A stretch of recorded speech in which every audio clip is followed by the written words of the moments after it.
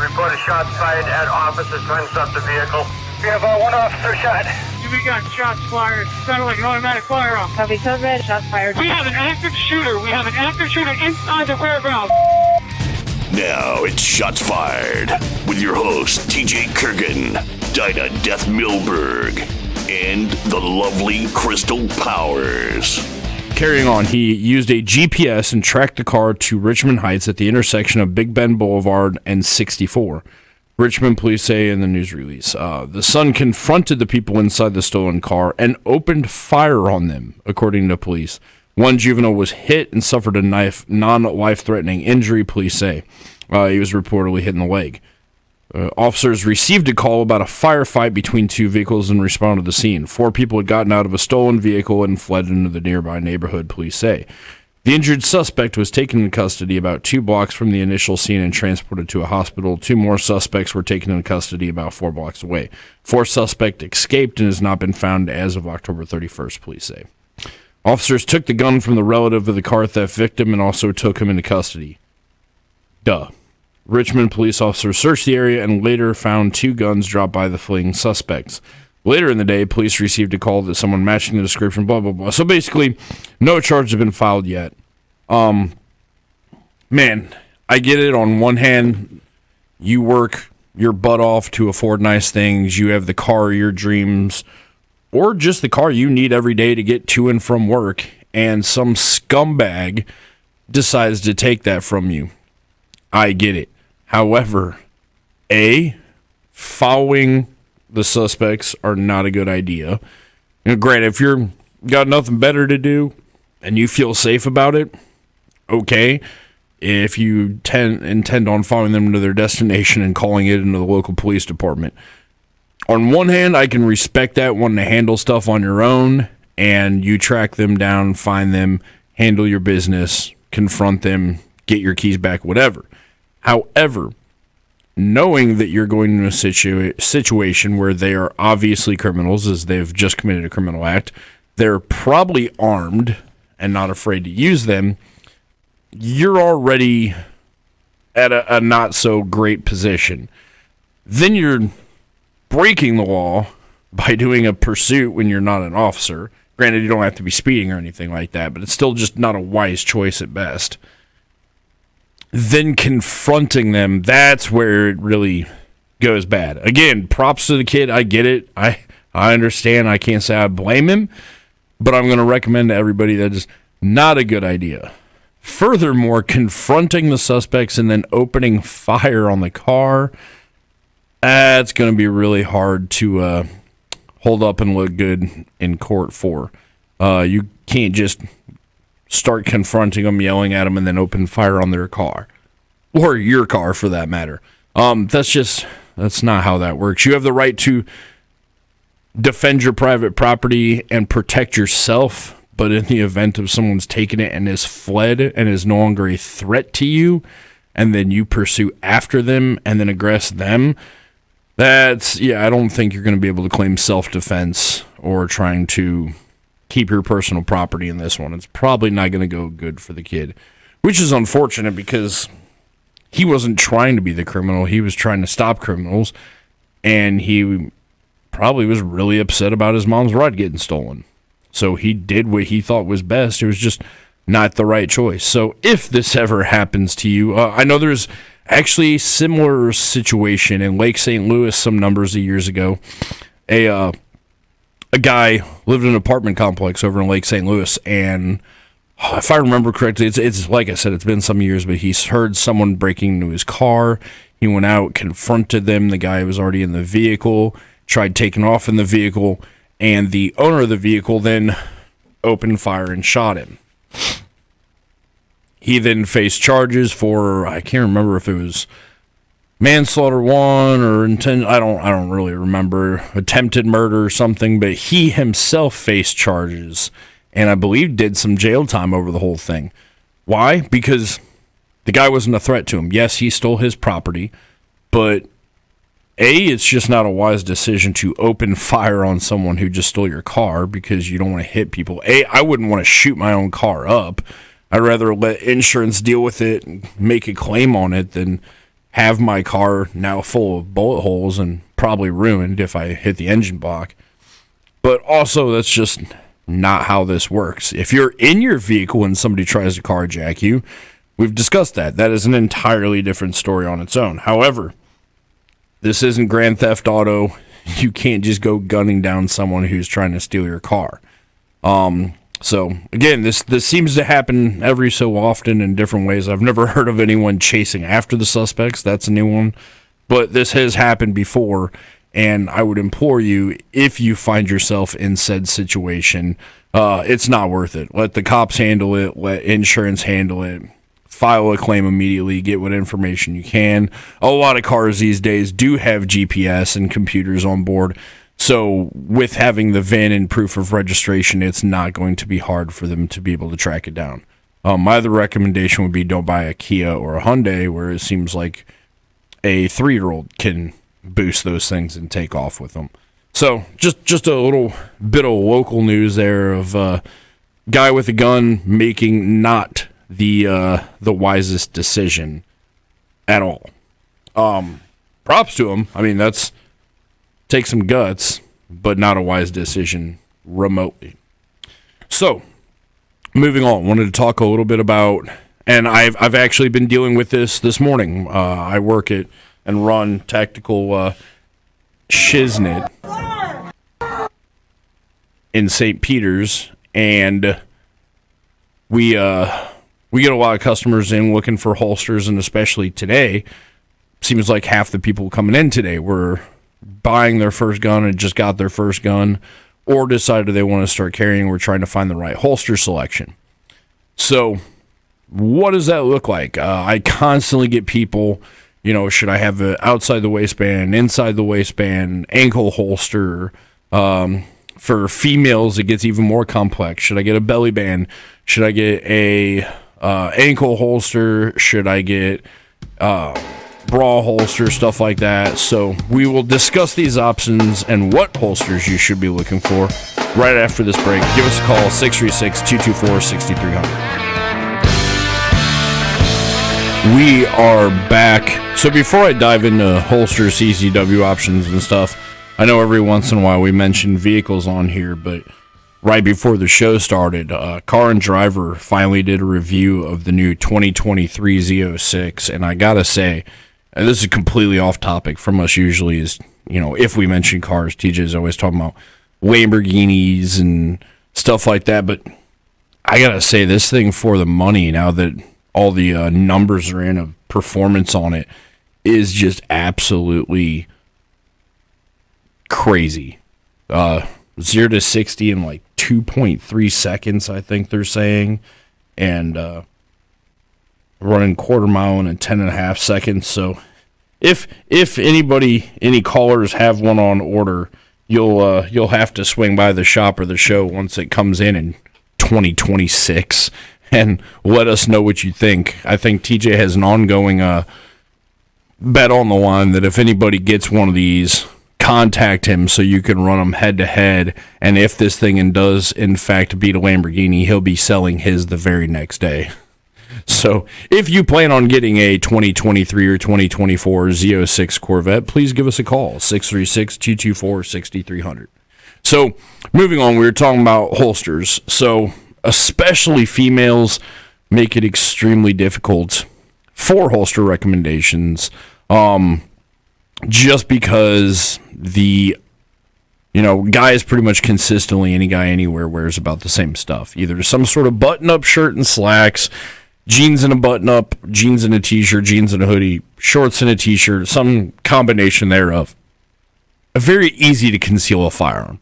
So holster options is just that. We have holster options. We have multiple ones dependent on firearm size, or for some of us, what gun we carry, seasonal, out, whatever. Some people even have, you got your fancy wedding gun, dress-up gun, you've got your work gun, your day at the beach gun, kind of broken down into different gats for different days.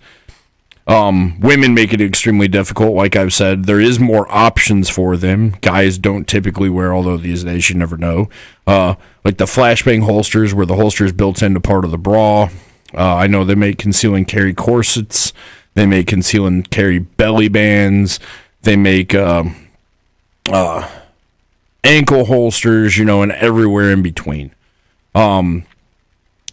For guys, inside the waistband, outside the waistband, pocket holsters, again, ankle holsters, leather holsters, Kydex holsters, holsters on a string, holsters in a vest, holster in a jacket.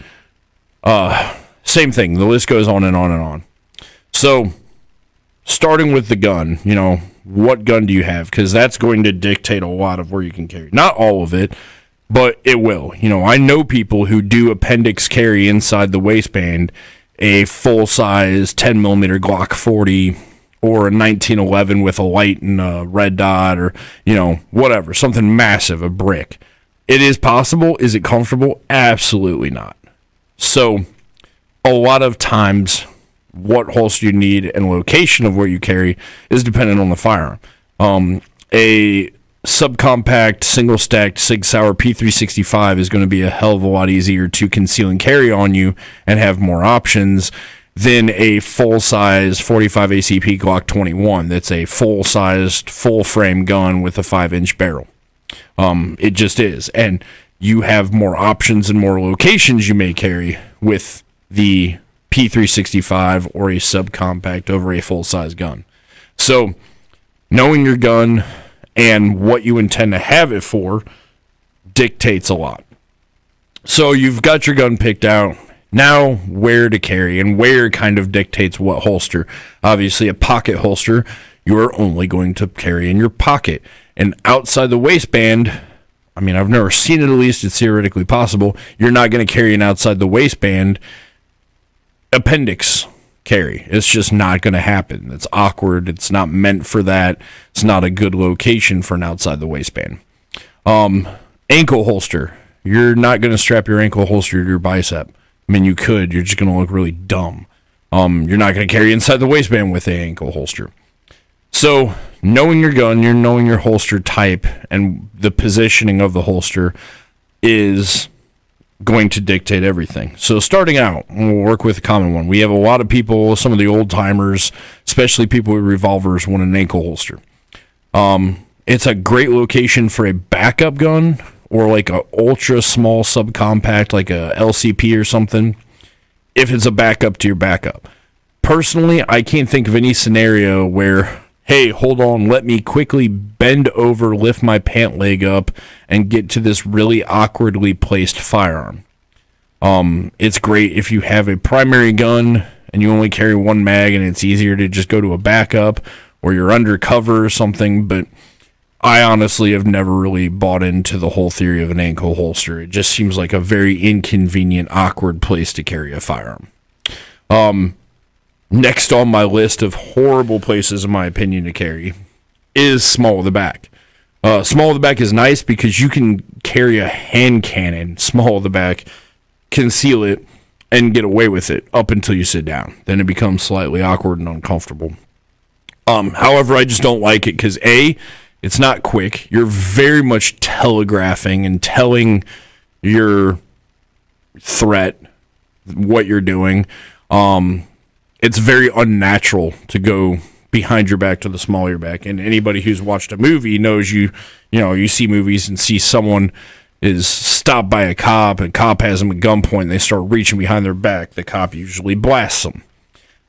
Everybody knows that look. Everybody knows that reach for behind your back thing, and it's never good. So, again, that's one I very much discourage due to the fact that, A, it's awkward, and it's just not an ideal spot to carry. Continuing on, and I'll do this for men and I'll do this for women. Belly band. Now we've gone completely a different direction.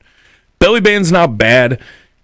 I get that inside the waistband is awkward for some, awkward for a lot. Belly band, again, you're just going to have to not only lift your shirt up like you normally would when drawing a gun, but you're going to have to lift up significantly, almost awkwardly high to reach the firearm. And again, I just typically don't like stuff wrapped around my waist.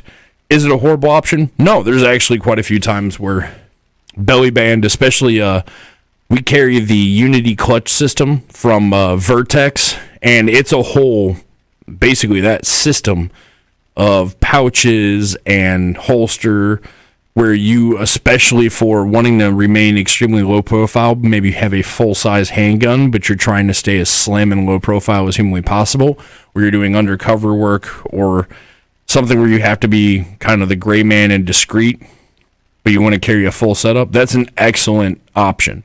You're able to carry multiple magazines, a handgun, maybe even a pair of cuffs, and be very discreet and not print or show off any of your equipment or firearm at all. It is a little bit awkward and uncomfortable to draw from, although I've honestly never carried that way, so I can't say for sure. I do know that if your normal practice drawing is from the waistband or around that area, it is going to take some getting used to in practice. So I'll chalk belly band holsters to a good option. Not ideal, but for discreet carrying or full frame carrying still for comfort, check out belly bands. There's a bajillion option. The other benefit is save the Vertex Unity system. It's usually one of the most budget-friendly ones. So there's that. Also, a lot of times it's, multi-gun friendly, so you don't have to have it specifically molded, or if you decide to buy a light for it, you don't have to buy new holsters. So we'll continue talking about CCW guns, holsters, all that stuff when we come back after this break. 636-224-6300. We are back, guys. Again, on Drop That Number, 636-224-6300 if you want to call with comments, concerns, questions about holsters, stuff like that, apparel for CCW. I'll get into that last. So continuing on with holsters. So we've talked about why ankle holsters are a no-go, why I don't like small of the back carrying, why belly band is a good option. Now we're going to move to probably the most heated debate, and we get into, if you've never been to TacticalSht in St. Peter's, it's an interesting experience. We are not your typical gun shop at all. We're a little bit of elitists. Everybody there for the most part, everybody there has an extremely solid, diverse tactical background. And we know our stuff. Do we know everything? No. We are far from it. We are not know-it-alls. We are constantly trying to learn. We're constantly trying to take training courses, watch training videos, keep in with the industry of the latest and greatest technology. But, one thing we run into that is our hill to die on, that we get into people constantly with, and we've ruffled some feathers with this in the store and in videos. Now we talk about outside the waistband and open carrying. And I know people listening this may upset some people and ruffle some feathers. So, is there anything wrong with outside the waistband? Absolutely not. It is one of my most favorite ways to carry in the right setting. It is by far the most comfortable way to carry in the right setting. I have multiple open carry outside the waistband rigs and setups. I just finished a battle belt setup with HRT Tactical's new ARC first line system. It's a real rigid exoskeleton type system with Molly sleeve over it, and I've got 2 pistol pouches, a rifle pouch, a dump pouch, and my outside the waistband level 2 retention holster with it's kind of a mid-ride with a leg strap. It is an awesome holster with the battle belt system. However, that is just that, is a battle belt system. That is for training, for going to the range, and for when the proverbial shiznit has hit the fan. That is not my everyday carry rig. So here's when we get into the thick of it. Unless, I will make exceptions, this time of year, you wear long shirts, you wear jackets, button-ups, flannels, you can get away with concealing an outside the waistband holster, especially if it's one of the fire for effect outside of the waistband holsters we offer in store. It sits extremely close to the body, higher up.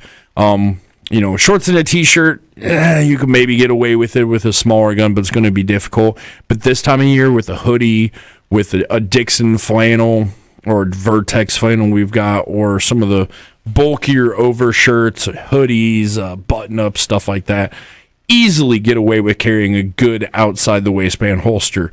And I love this time of year because of that. You can get away with it. My holster draw goes down significantly in time because I'm lifting my shirt and drawing. That's it. I don't have to dig inside my waistband or anything crazy. My gun's right where I love to have it anytime I can get away with it.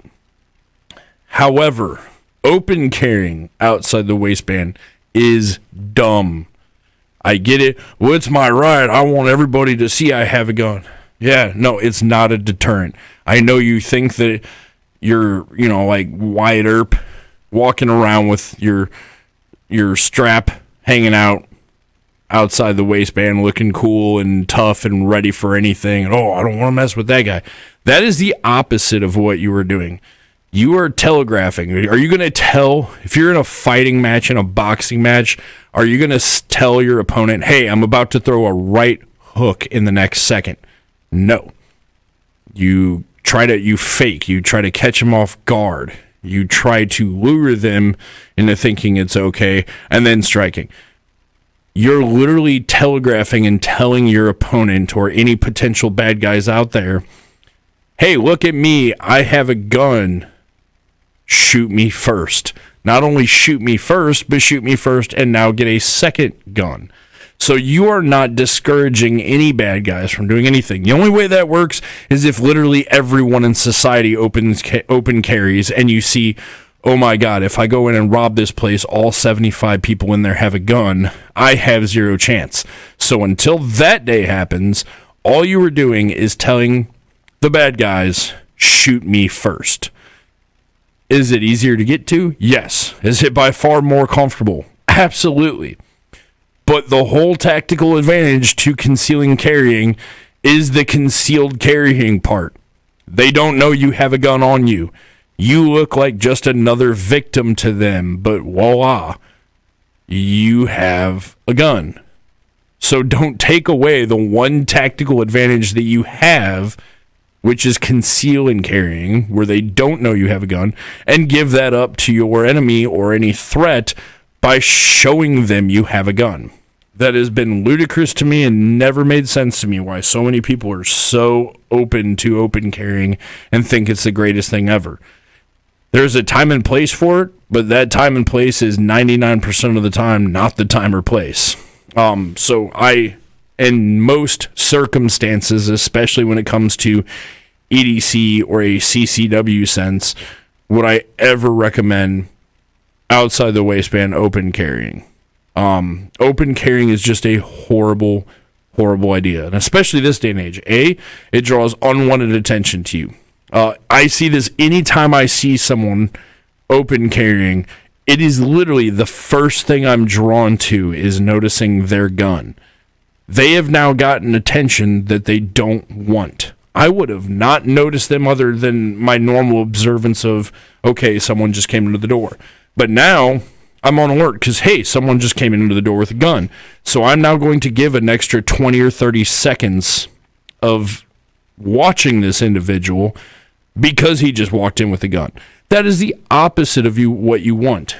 You do not want extra attention on yourself because I'm a good guy. I'm there to help. The only benefit I'll say is I know if anything hits the fan, I know where to find a backup because most likely whoever's open carrying isn't going to use it in the first place. They're going to be cowering behind the shelf because they don't know what they're doing because they're open carrying.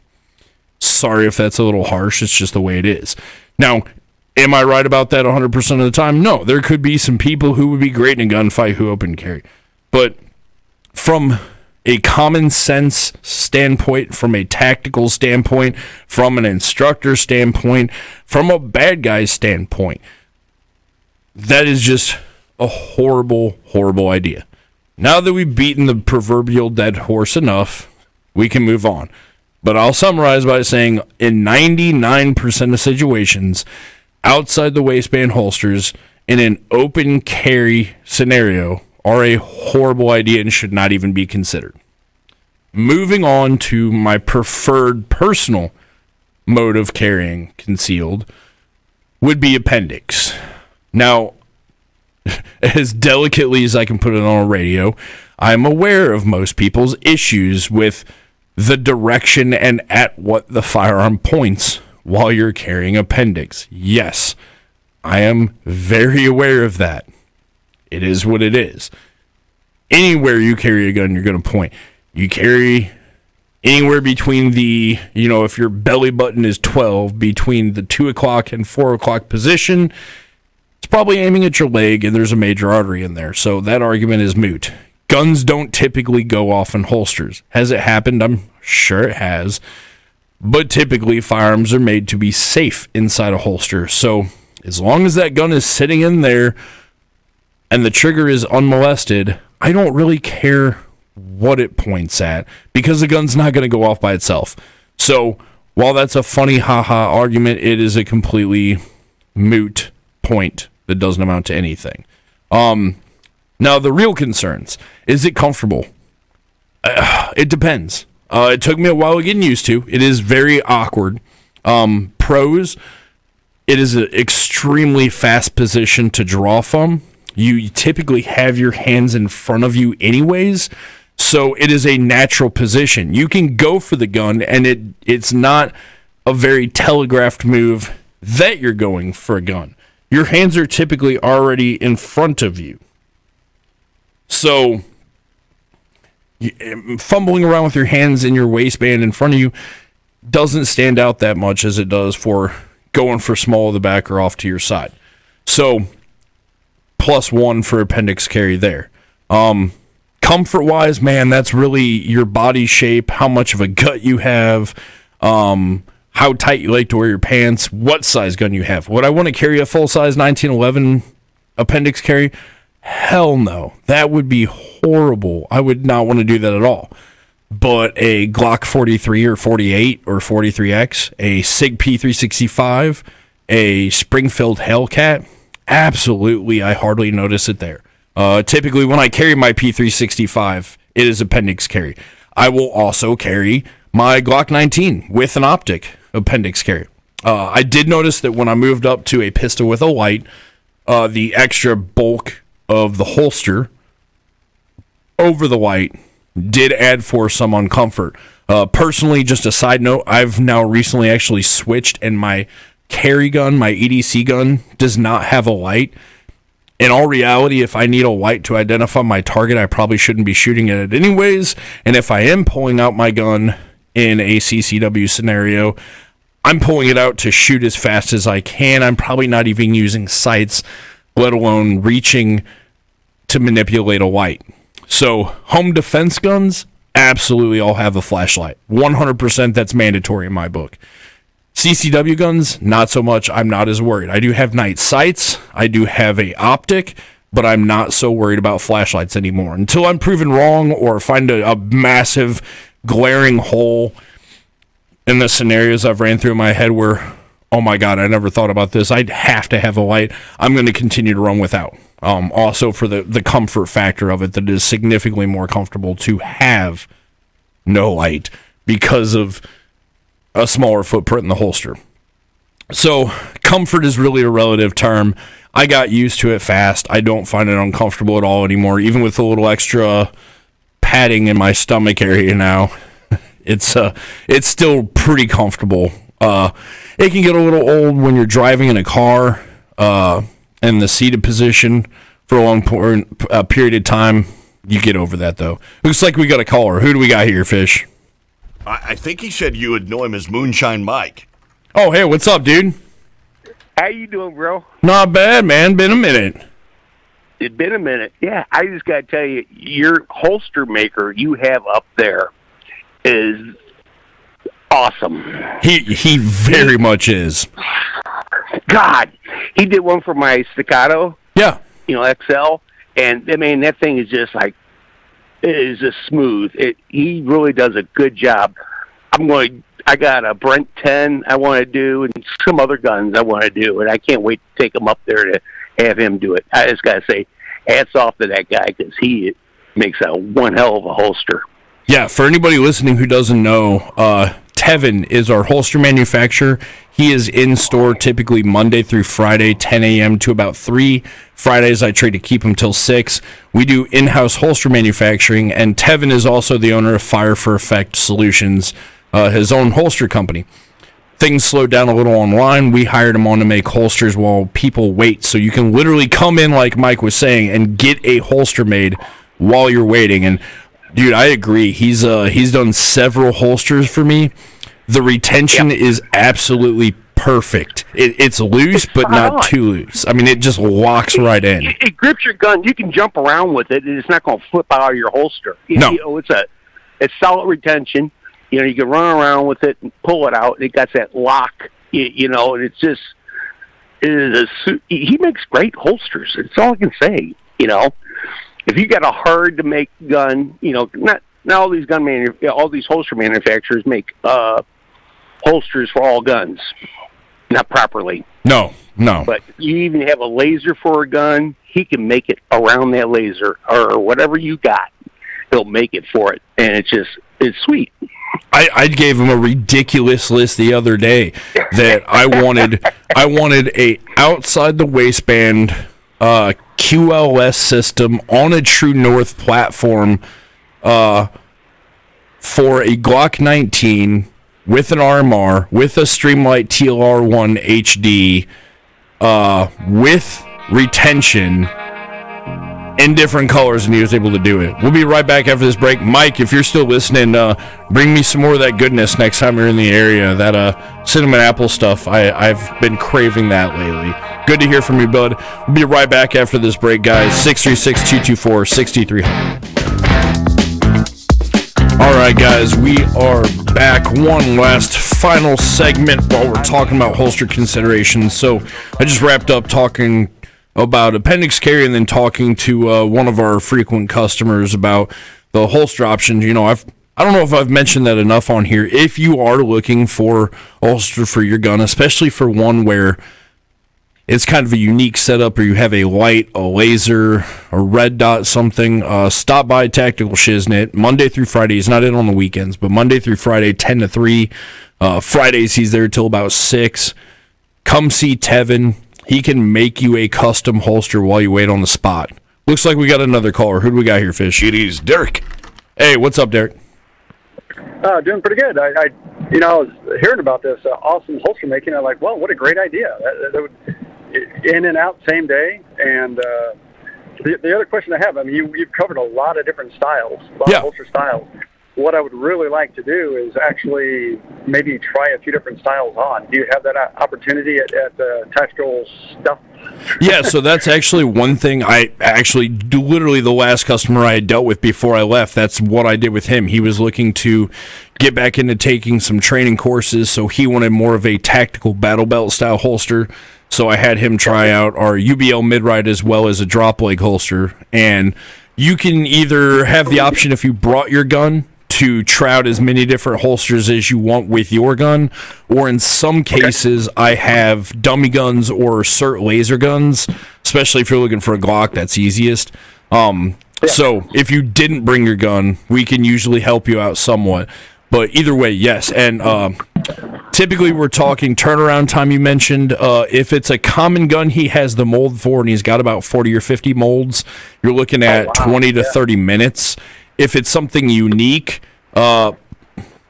most unique things, if it's just a standard inside or outside the waistband, 30 to 50 minutes. We did have an odd one that took a little bit. It was a Glock. I think it was a Glock, or one of the new Palmetto State Spears with an optic, with a flashlight, but he wanted an RMR hood where the holster actually covers the RMR. That was a little more of a unique request, so that took him 2 days to do.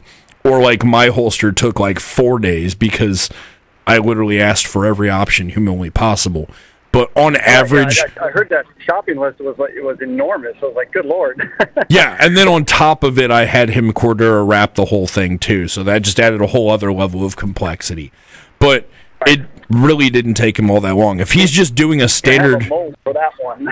yeah, that was a special one. But outside of that, if you're just wanting a simple inside the waistband or outside the waistband holster, all his holsters are optics cut.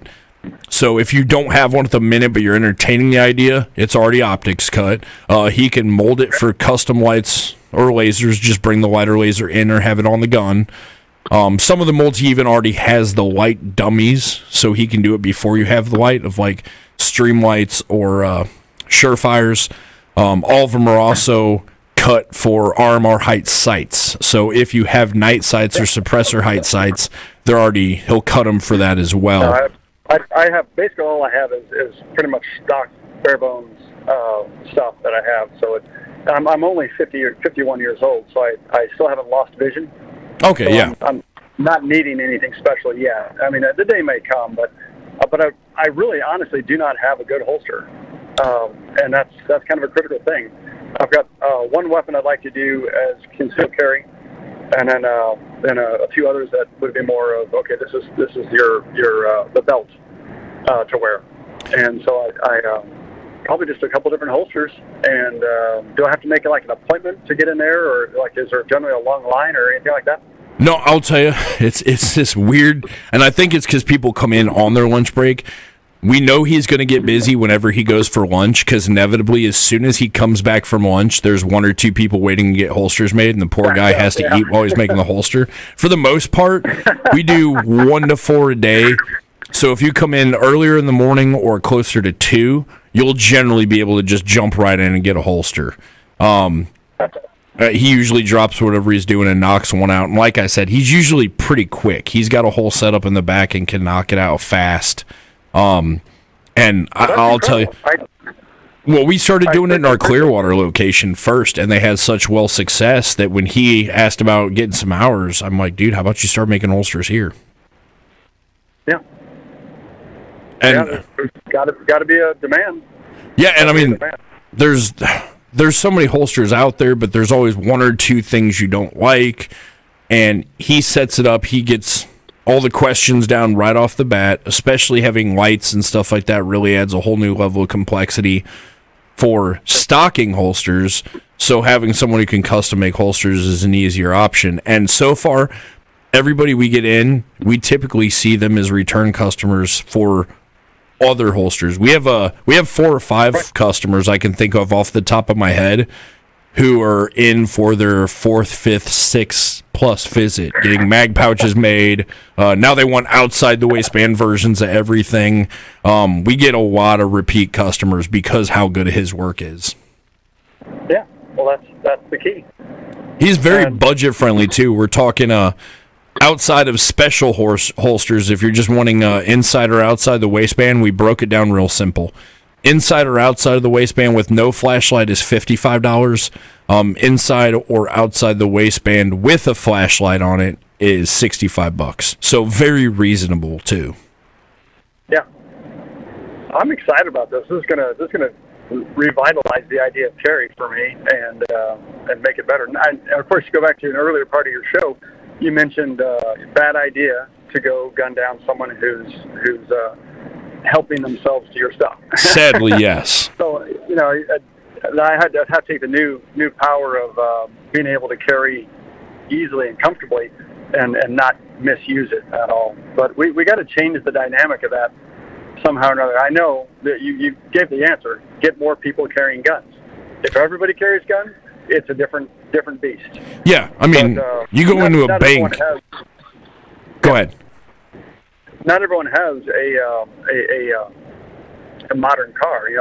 If I have a vintage car, there's a lot of guys who have vintage cars, and if they take that vintage car and they run it down the road into a chop shop where they can park that vintage car out and make just $2 off the part out, and the police well, we never found it. I don't mean to disparage any police, but that answer has been given a lot to things that have disappeared. Oh, absolutely. We can't find it. And he was like, well, this guy took upon himself to say, no, you're not going to get this car. and it was successful and yet not successful. I would say again, I do things slightly a little different, and I'm firmly of the belief that police involvement only needs to happen when needed, and I think we should go back to a time where people can take care of business themselves. Not advocating that, just saying I think that's the way it should be. Sadly, it's not the way it is, but I think we should bring that back. That's it for today, guys. Thanks for all the callers. We'll be back tomorrow. We'll talk a little bit more about holsters as well as how to dress for conceal and carrying and some options that we have brought in to provide it to make it easier for you, the gun owner, to carry comfortably. Talk to you guys later. Stay safe. See you tomorrow.